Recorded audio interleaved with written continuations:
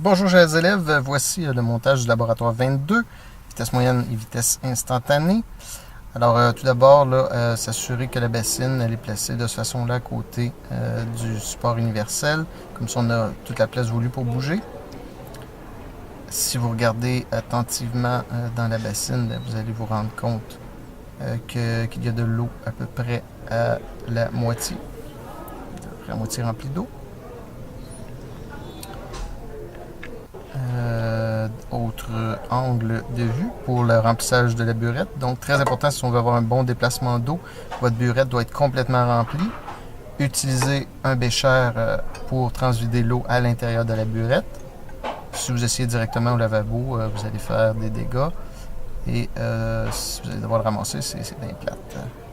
S'assurer de mettre de l'eau jusqu'à temps qu'il y ait une petite bulle en haut. Là. Donc, il faut vraiment qu'il soit complètement rempli d'eau. Ensuite, on va utiliser tout simplement notre pouce pour boucher la burette. On la tourne à l'envers, on la plonge sous l'eau. Et ensuite, on la fixe à l'aide de la pince à burette, là, placée de cette façon-là.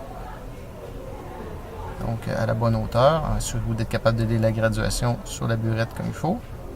Et on va aligner la burette directement sur le petit trou dans le fond de la bassine.